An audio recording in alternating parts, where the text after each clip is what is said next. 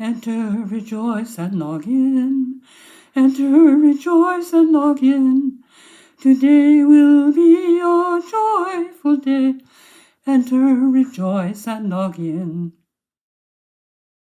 The chalice is the symbol of our UU faith.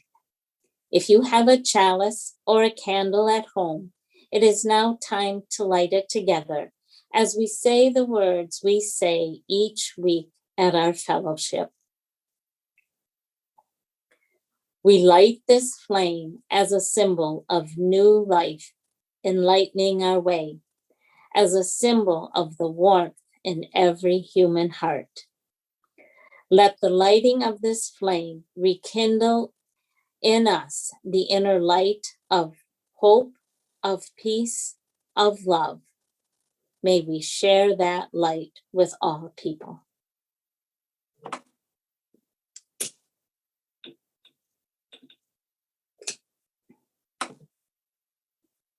Good morning. I am Marie Luna, your Director of Congregational Life. Thank you for welcoming us into your home today. It is good to be together, even in this online format. If you are joining us from another Unitarian Universalist congregation, welcome. If this is your first time visiting the fellowship, I want to extend you a special welcome. I hope that you will get connected here, and I would love to help you do so. You can send me an email, or I would also warmly welcome you to join me for a newcomer breakout, which will happen after this service. More information on that at the end of the service.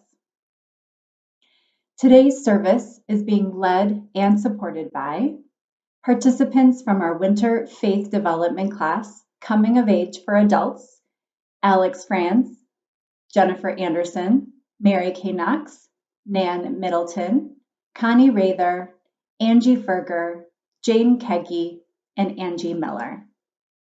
Along with Allie Peters, our intern minister, Reverend Christina Leon Tracy, our senior minister, Steve Seek, our music director, our wonderful musicians and singers, Kim Hartman, our director of religious education, and Adam Robinson, our AV tech. Thank you to everyone who made this morning's service possible. This year, we are focusing on growing resilience. We're digging in to what it means to grow ourselves and our community to be sources of life, even when things get tough. Right now, we're focusing on balance. It can feel hard in tumultuous times to find balance, but our goal will be to explore ways to create balance together. It is now time to settle in to your space, wherever you are. I invite you to take a deep breath and be present to this time together, even from afar. May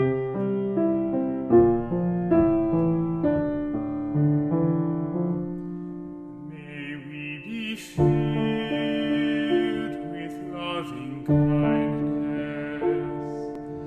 May we be one.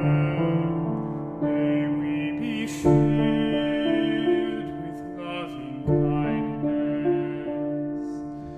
May we be one. May we be peaceful and at ease. May we be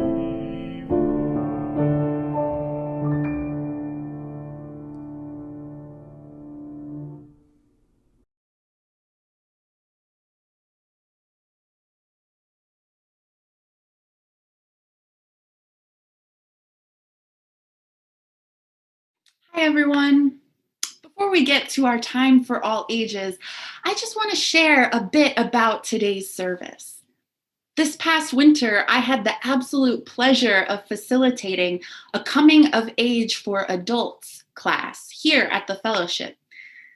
In this class, we explored our own faith journeys and what our faith looks like today, how it shapes our lives, how it calls us to be in the world. So what are we talking about when we talk about faith? Well, there was a developmental psychologist and theologian named James Fowler who said it well, I think. He said this: faith qualifies and gives tone to one's entire way of interpreting, reacting to, and taking initiatives in the world. It is the awareness, the intuition, the conviction of relatedness to something or someone more than the mundane. More than the mundane. Now, that idea of faith is a huge one, right? And it'll probably look and feel different for different people. That's why I'm so excited for all of us to get to hear the thoughtful wisdom from participants in our Coming of Age for Adults class today, as they share their own reflections on their faith. I hope if you hear something that inspires you or moves you or intrigues you, that you'll give them some love, whether on your Zoom screen or maybe an amen in the chat box, whatever you feel called to do. And we all hope that today's service is an invitation to you to reflect on your own faith and the role that it plays in your life. Hey, Alex, I'm so glad you're here to do the Wonder Box with us today. Hey, Allie, me too, but I don't have a Wonder Box. I have a Wonder Backpack. Oh, cool. Yeah. You know, backpacks are nifty things. I like this backpack because my partner and I used it on our recent trip to Tennessee. My partner David likes to pack a day beforehand, so we know we have everything we need for the journey. Oh, that sounds really smart. Maybe all of us can guess what's inside your Wonder backpack that you might need for a journey, like you said.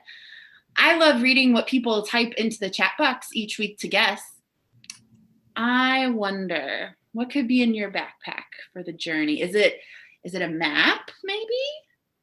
Or maybe it's a compass to help you know which direction you're going? Or maybe it's a flashlight so that you can see? Let's find out.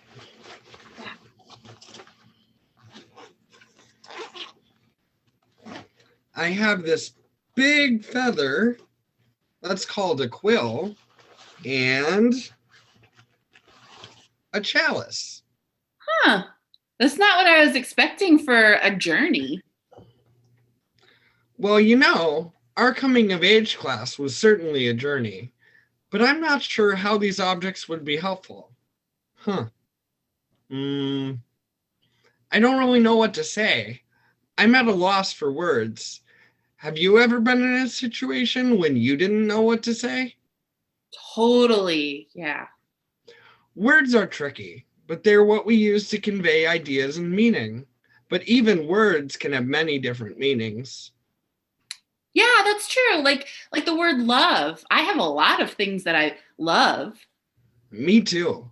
I love my mom and my dad. I love my brothers and sisters. I even love cookie dough ice cream. The word love can be used to express many different things. That must be why there's a quill in today's Wonder Box. We can use words to elaborate on what we mean. Before there were pens or pencils, people wrote with feathers to convey meaning. Shakespeare wrote over 30 plays with a quill. That must have taken him a long time. Even now, we still go see Shakespeare today because his words capture different parts of the human experience. So when we use big words like God or the universe, we have to write more to communicate with people exactly what we mean. Yet some things are beyond words. They're sort of an unsolvable mystery. You can find clues in truth, but in the end, there's no right answer. Oh, yeah. Quills were what people used to use as pens to write, to express themselves. Interesting. Well, what about the chalice, though? When I light my chalice every Sunday, I repeat the lighting and extinguishing words we say every Sunday. Even in our closing words, we use the term life's mystery. I like the flame because it provides warmth and light, no matter who you are or what you believe. It's universal, like the Universalists. That is why it is such a powerful symbol of our beliefs. True. So this week, whenever you write or say something, think about the words you use and all of the different things they could mean. Also, keep an eye out for things you might find mysterious. Maybe even carry a notebook and a pen and share with your adult the mysteries you see in a day. I bet you'll be surprised at all the mysteries you find. Yeah, I bet we will. I'm going to remember that. I hope our friends watching on their devices will too. Thanks so much, Alex. Thank you.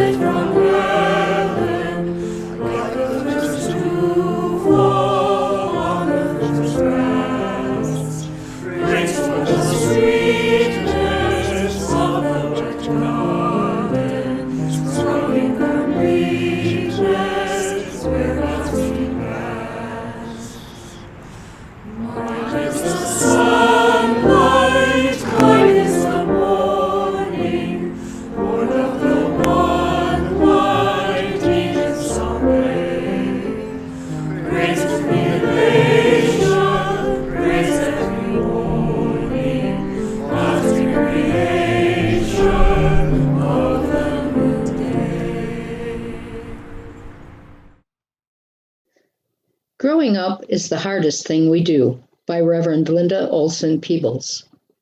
Growing up is the hardest thing we'll ever do, and it really is all we ever do. We move through each stage, learning all we can, then figuring out what's important and what can be left behind. We look for counsel, we resist advice, we acquire everything we think is important and load our baggage, and then we struggle, trying to carry backpacks too heavy. We unload, we go on, and maybe later we find out what we left was what we needed and what we brought is not helpful. And so we start again, learning, acquiring, sorting through the packing, leaving stuff behind, choosing pathways, feeling bound, feeling alone, feeling crowded in. As each of us grows through childhood to adolescence to adulthood, through stages of discovery and mastery of each stage of our lives, we encounter the challenges of casting off clothes which no longer fit us, of knowing ourselves anew, of feeling our own worth, and of finding what freedom really means. And it seems to me that we go through it over and over. The journey is not a single continuous path. We continually repeat the cycle of feeling free, becoming encumbered, striving to understand and to learn more, then freeing ourselves again, until finally we can know ourselves and become ourselves. I joined the COA for Adults group because I never had the coming of age experience through a place of worship. When I had the opportunity to engage with my spiritual journey and to have a way to crystallize my statement of faith, I was eager to jump in. I was in a large group of people who were also trying to pin down their statements of faith. It was fun, rewarding work, week after week, leading up to the project. You know what I'm talking about. It's the big assignment at the end of the unit, the end of the semester, what have you. I'm an overachiever, so I have been casting about a little frantically to find a source of inspiration for my statement of faith. I was freaking out and not just a little. I took a break for a few days after the assignment and reflected casually rather than with intent. It occurred to me that last year, after the blessing of the waters, I had started toying with an online mandala tool that my daughter had used for an art class. I putzed with it, I played with it, I poked and I prodded it. It was a meditation I engaged in while I attended our Zoom services over the course of a month. Eventually, it became the image that you're looking at here. At the center is inclusivity and acceptance, though also celebration of differences, shown by the colors at the center. Moving outward, the shapes look a little bit like stained glass windows. And then there's our circle of chalices for the flame of compassion. Finally, towards the edge, there are lotus flowers, which symbolized renewal and growth for me. As I colored things in, I couldn't for the life of me get just one petal to conform to my expectations of symmetry. I gave up on it, frustrated. It was only when I shared the image with the COA group that it was pointed out to me that the petal was just a little different from the others. I had seen it as incomplete, imperfect, but from the perspective of others, it wasn't that at all. It was part of a whole pattern, even if I couldn't immediately see it. Nobody's perfect. Nothing ever really is final in our faith. And that's just part of the beauty of it. The punchline, if there is one, is this. I had written my statement of faith, but it was visual. So here it is, this illustration of faith. I accept myself and others, building inclusivity and acceptance to nurture growth. I will grow in faith and community by seeing myself as part of a beautiful mosaic.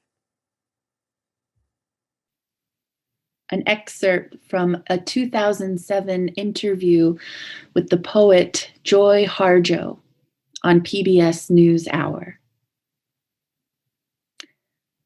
I clearly remember the day that poetry, the spirit of poetry, came to me and looked at me and shook its head and took pity on me. It said, "You poor thing. You don't know how to listen. Listen to me. Listen." When I began to listen to poetry, it's when I began to listen to the stones, and I began to listen to what the clouds had to say, and I began to listen to others. And I think most importantly for all of us, then you begin to learn to listen to the soul of yourself in here, which is also the soul of everyone else. In the Coming of Age program, we use the spiritual practice called Lectio Divina. It's a practice that helps you draw meaning from poetry by reading or listening to a poem multiple times in different ways. This process opened me up to find more meaning in poetry. I used this practice with the poem, Mary Oliver poem called Wild Geese. And it gave me inspiration for my faith statement. This is the poem, Wild Geese by Mary Oliver. You do not have to be good. You do not have to walk on your knees for 100 miles through the desert repenting. You only have to let the soft animal of your body love what it loves. Tell me about despair, yours, and I will tell you mine. Meanwhile, the world goes on. Meanwhile, the sun and the clear pebbles of the rain are moving across the landscapes, over the prairies and the deep trees, the mountains and the rivers.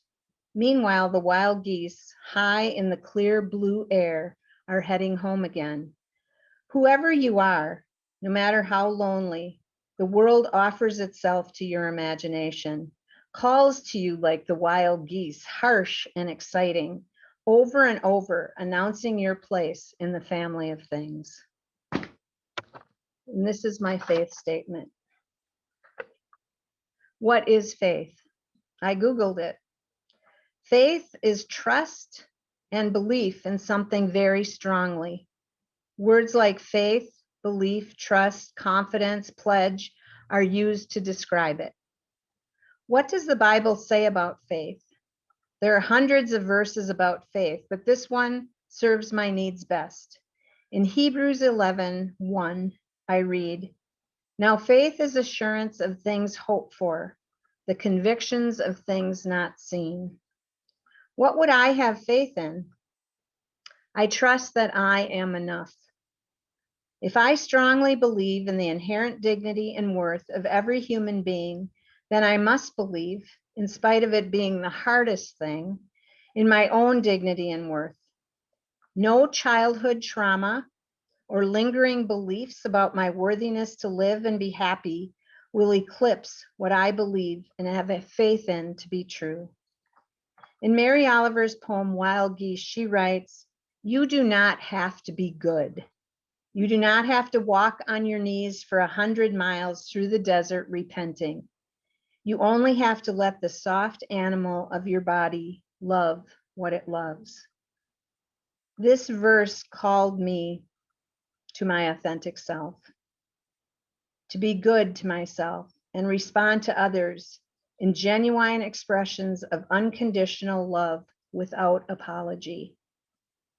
My faith in my inherent dignity must trust in those words and let go of any other thoughts or words I say in self-deprecation. If I am to be credible in my faith that I am enough, I cannot hide behind my career successes, life good deeds, or stories of how great my children are in order to be judged in a favorable light. I will believe in my core without any doubt or need to prove that I am good, worthy, and genuine in what I truly love. Mary Oliver in Wild Geese continues to describe how the whole universe continues spinning over land and nature, no matter if I am lonely or vulnerable. The world offers itself to your imagination and calls to you like the wild geese, harsh and exciting, over and over, announcing your place in the family of things. I am enough. I am perfect in my place in the family of things. Just like the wild geese who always know where home is, I only have to look to the sky when I hear them or see that perfect V to remind me of my place and that I am enough. Thank you.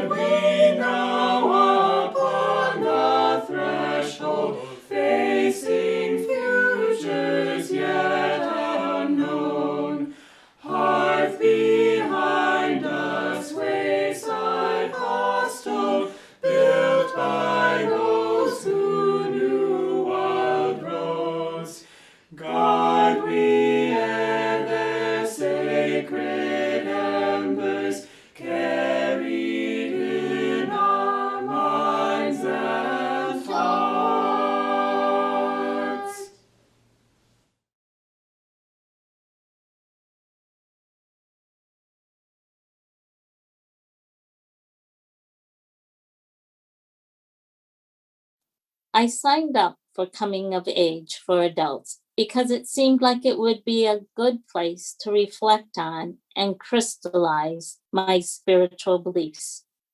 And it was. Over the course, the lessons, the exercises, and sharing, I was able to bring into focus some of my fuzzy thoughts, define them more clearly, and contemplate on how to incorporate them into my daily life. This poem is titled Number 5 by the 15th century poet Kabir, as translated by Robert Bly. Inside this clay jug, there are canyons and pine mountains, and the maker of canyons and pine mountains. All 7 oceans are inside, and hundreds of millions of stars. The acid that tests gold is there, and the one who judges jewels. And the music from the strings no one touches, and the source of all water. If you want the truth, I will tell you the truth. Friend, listen. The God whom I love is inside. This is my statement of faith. I am a hand-thrown clay vessel made up of elements of the earth and cosmos. I have in my DNA matter and energy of this earth, of stars, planets, and things unknown in the universe, as well as the heart of the great architecture. The natural world will comfort and sustain me. In turn, I must honor, respect, and protect the natural world and the communities the best I can. I have faith that I will not feel abandoned. If I feel alone, I will be shown pathways to reconnect. My curiosity is not an act of selfishness, but leads to learning, understanding, and wisdom. The free and independent search for truth supports my questions and participating in groups such as Wellspring and gatherings in the wider community. Mindfulness impacts the world in important ways, even ways I may not know. As a clay pot, it is up to me to decide how to fill it, how I live my life in a way that honors the structure of the pot itself, the interconnectedness of everything, and inherent worth and dignity of everyone drives me to support the community beyond my family. The teachings of the ancient are relevant to me as I continue to travel through life.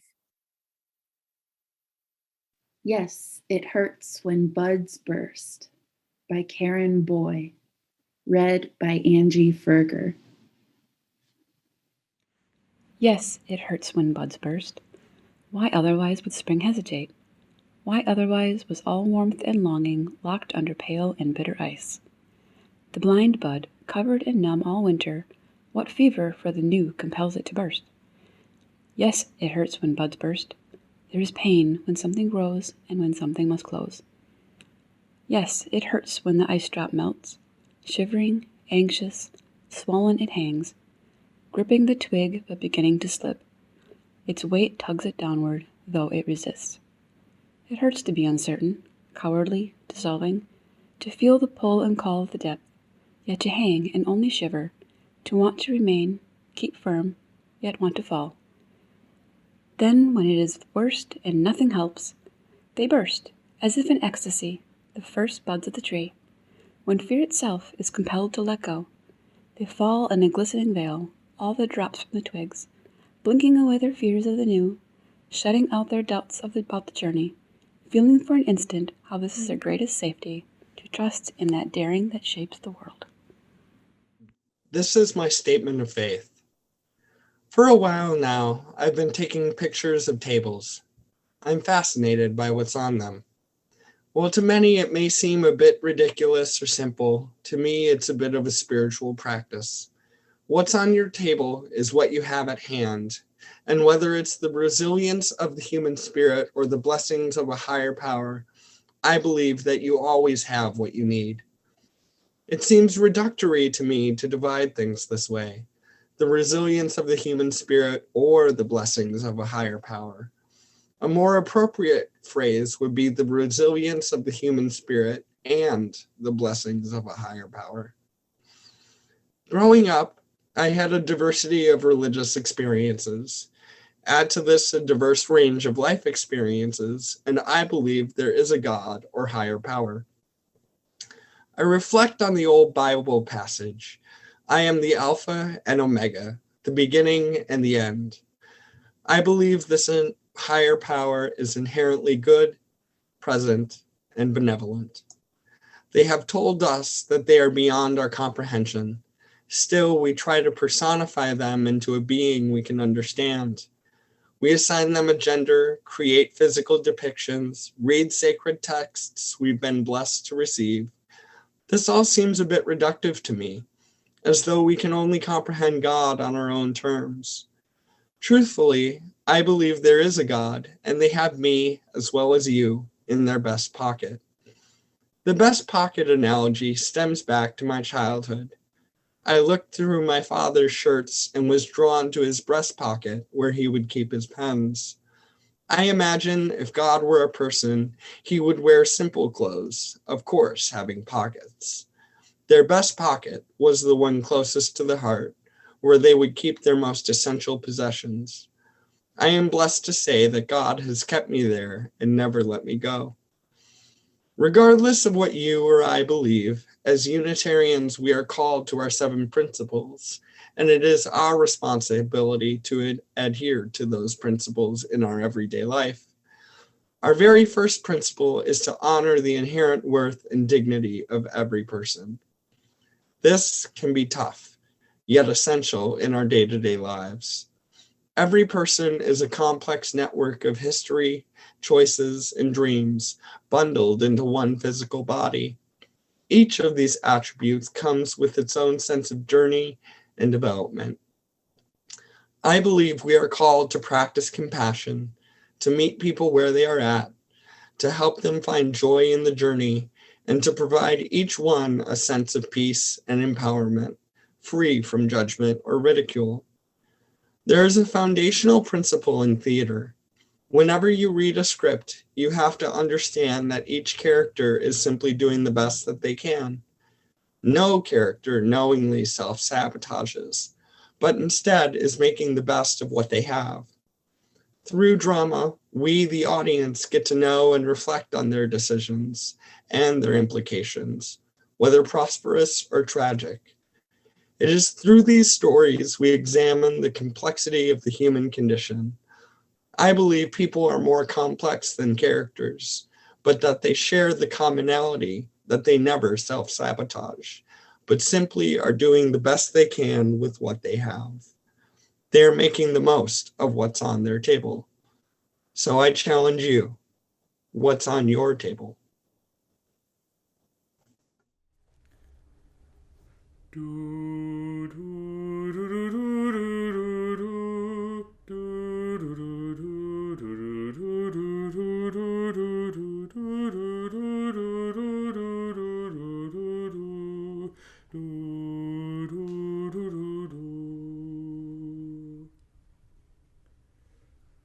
Come, come, whoever you are, wanderer, worshipper, lover of leaving, ours is no caravan of despair. Come, cash again, come, come, whoever you are, wanderer, worshipper, lover of leaving, ours is no caravan of despair. Come, catch again, come, ours is no caravan of despair. Ours is no caravan of yet again come.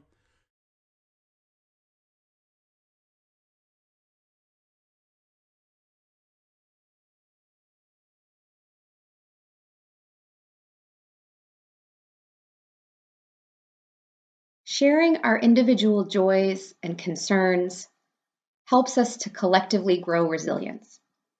And as we hold them together, we find balance. Connection is different in a virtual world, but it is still available. If you would like to share whatever is on your mind and heart right now, you can type your joy or concern into the chat box, and we will hold space for and with you as we worship.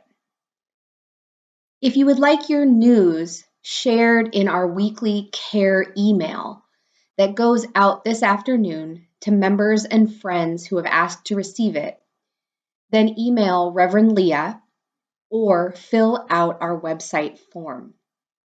We will drop that information into the chat box. After this service, a member of our care team will host a breakout room for anyone who would like to process their life's joy or concern or anything especially tender that might be present with you in general or today. You'll hear more instructions during our closing words, and everyone is cordially invited.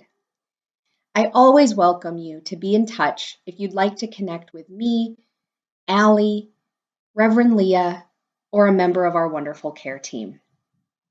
Let us breathe into this shared silence and then join in our sung response together.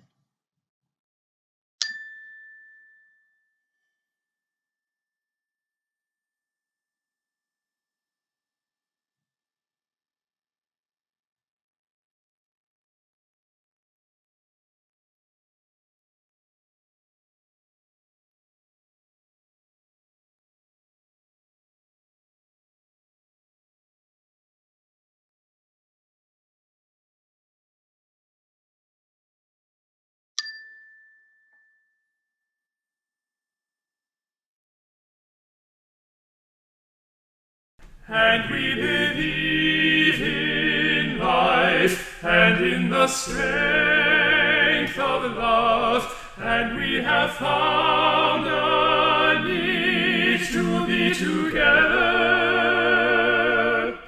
We have our hearts to give, we have our thoughts to receive, and we believe that sharing is an answer.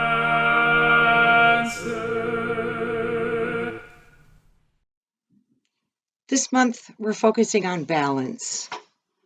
And so now, as we take part in our morning offering, I invite you to consider the balance between what you have and what you can offer. Each of us has different circumstances and situations, and sometimes we're more able to give, and sometimes we need to be able to receive. The balance between giving and receiving is a spiritual practice, and we invite you to participate. Just because our offerings are virtual, they are no less real, and we need your support.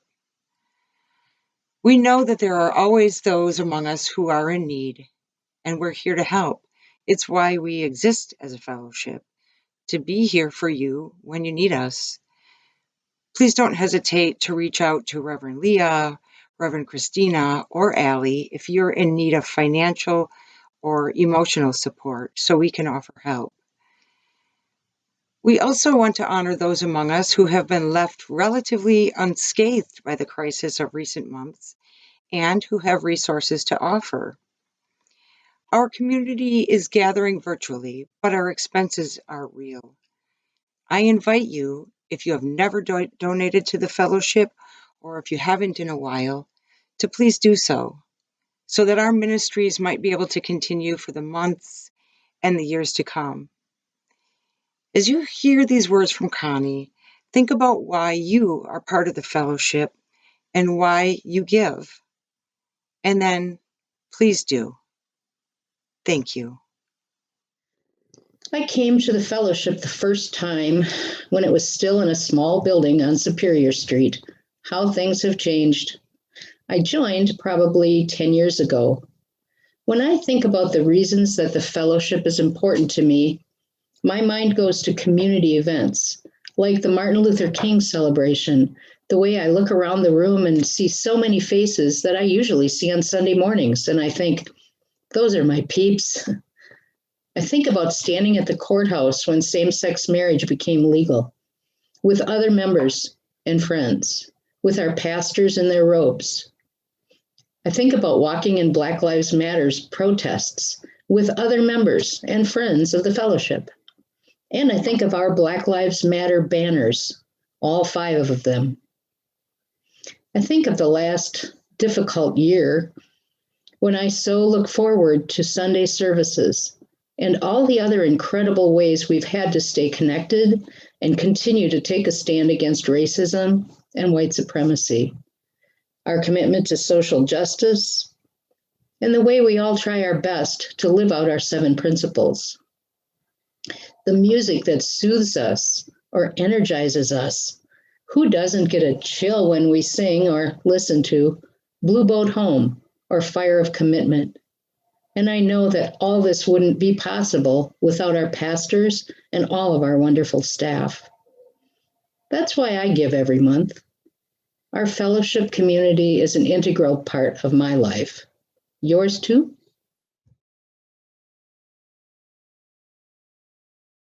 Before we end for the morning, I first want to thank Allie and the participants from the Coming of Age for Adults class for sharing this morning.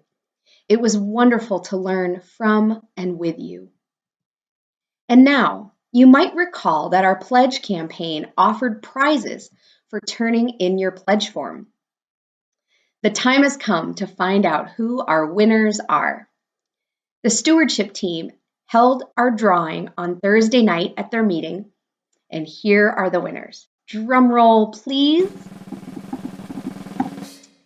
The lucky winner of the $50 gift card to Fox River Tours and Rivertime Bistro is Mia Young and Brian Piasecki. There were 2 winners of $25 gift cards to Zupa's Italian Restaurant in Neenah. They are Hillary Haskell and Bridget Kramer and Al Tarnowski. There were 3 winners of the $20 gift cards to Appleton Downtown Incorporated to be used at any downtown business. Those winners are Sarah and Pat Mitchell, Chris Wales, and Trisha Wazinga. And finally, we had 4 winners, each of a $10 gift card to Wilmar's Chocolates in Appleton. You can use them for anything there, but I recommend the 1-pound chocolate bar. Those winners are Sam Looker Koenigs and Trevor Koenigs, Ellen Kaler, Mark Walker and Nell Govic, and Jan Van Evenhoven. Congratulations to our winners, and thank you to everyone for your pledge. And if you have not yet turned in your pledge form, they can be found online, and please do so today. Thank you. As we come to the end of our service, we will extinguish our chalice flame, even as we still hold its light in our hearts. As we extinguish this flame, let us go our ways with hope in our hearts, with our spirits renewed, and with a deeper understanding of life's mystery. Let us carry the light of compassion and commitment to build a better world. After our closing words, we'll be having small breakout groups for conversation. In a moment, we will hear a short postlude song. If you do not wish to participate in any small group conversation, then please use that postlude music time to log off and leave this Zoom meeting. If you choose to stay, you will be invited to choose your own breakout group on Zoom. One option will be for newcomers to join our Director of Congregational Life, Marie Luna, in a special newcomer group. One group will be led by Mary Kay Knox about spiritual journeys. One group will be led by myself about faith in Unitarian Universalism. One group will be led by a care team member for those who may wish to share more deeply about what is going on in their life. And one group will be just for informal, unmoderated chit-chat. If you have any trouble selecting your group, just stay here and we will do our best to help you in a moment. And with that, go in resilience, growing in strength. Go finding balance in whatever ways that is possible this week. Go in peace, knowing that we embrace each other even now from a distance.